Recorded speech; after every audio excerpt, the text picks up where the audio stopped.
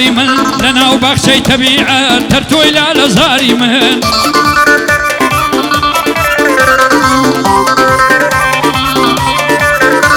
هەیدا وەرا خەزاڵی من دانیشان لە پاڵی من لەناو باخچەی تەبیعەت تەرتۆی لا لە زاری من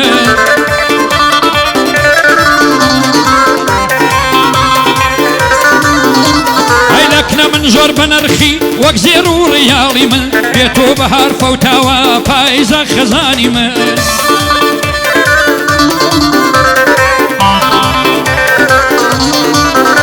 ئایلاکنە من زۆر بەنرخی وەک زێر و ڕیاڵی من بێتۆ بەهارم فەوتا پاییزە خەزانی من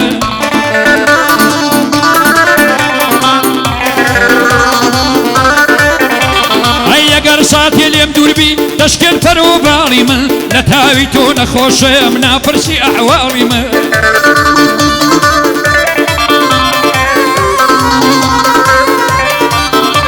ئەی پەیک و پیاڵم بۆ بێنە هەر تۆ ببە شاخی من بە بۆ بۆچیت ببینم ببیە خانمی ماڵی من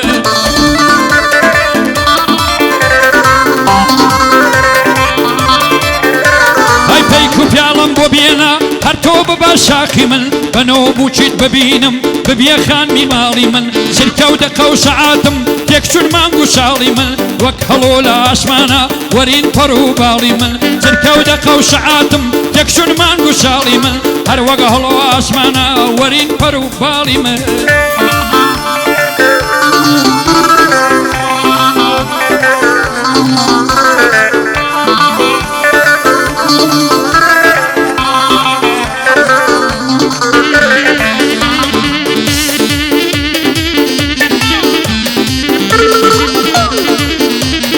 سەر هەڵێنە شوتاوم هەر تۆی بینایی چاوم ماخولیای لێوی ئاڵ و شێتی ئەگریزەی خاوم دێوانەی چاوی کاڵم وێڵی باڵای لاولاوم خۆشترن ڕۆژی ژیانما ئەگەر تۆ بێنی ناوم وەکو وێسفی کەنعانم بۆ تۆ پەتیارەکراوم دەنا وەکو یەحقوبم لەسەر تۆدا مناچاوم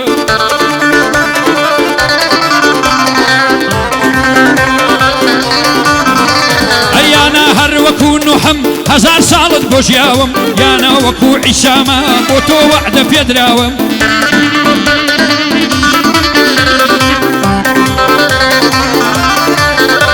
ئەی پێت خۆشە با قاڕون بم لەگەڵ گەنجێ نێژراوم نمرودی پادشای ڕۆمەم خاوەن و مڵک و پیاوم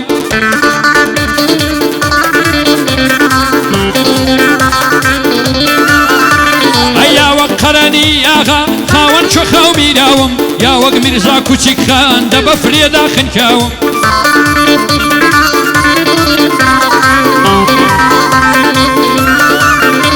ئەیدەنا ئەحمەدی کۆرم شاعیرێکی بێچاوم وەک هەژارم کوریانی بۆ تۆ تەبعید کراوم وەک حافز مەهابادی شاعیری دەرکراوم چاوی ڕوونم لە دەستدا لە کۆڵاناندا ژیاوم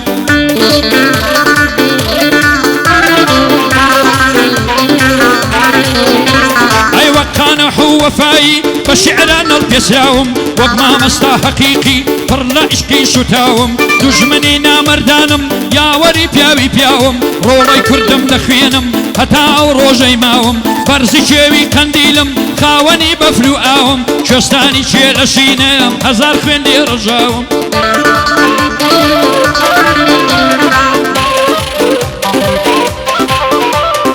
وەک جەنگەڵی سەر لە شێ پڕە شیعری شێواوم خۆ من لە لەسلی لاسم بۆ خەزانم سوتاوم یا تایفەی سیامەندم بۆ خەجێ هەڵدێراوم خۆ من کوڕی کاوەمە لە جیهان یەکە پیاوم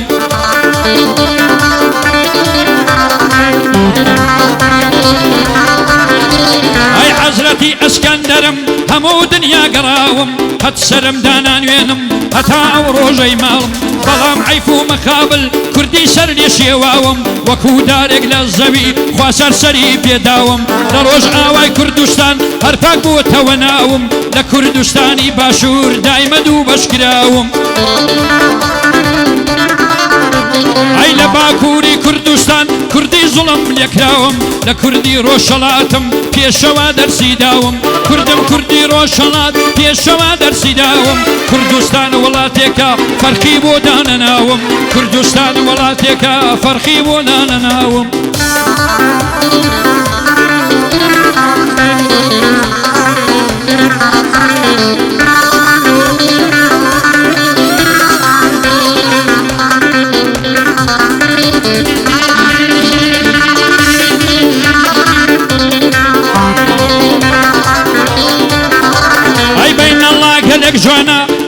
بەش و ئەندامە دەمی بە پێکەنینە چەندە شیرن کەلامە لە مەنتیقەی پشت دەرێ زۆر کەس بەوی سەرسامە فەیسبووک دەکەمەوە ئەکچە دەنیێری نامە پێم کورد ئەمن پیر بوومە تازە کارم تەمامە ئەتۆ خەڵکی باشووری و ئەم نژنیمە ئیقامە ئەتۆ خەڵکی باشووری ئەم نژنیمە ئیقامە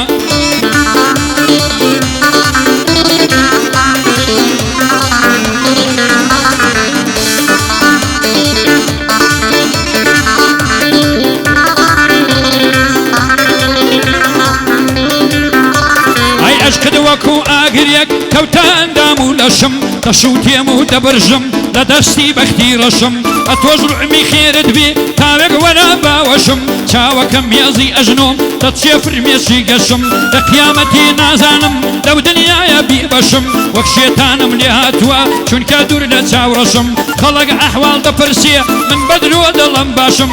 بوو بەن کوتنێدا وەک سیلاعی ڕەشاشم لە ڕۆژی بەن کوتنێدا وەک سیلاعی ڕەشاشم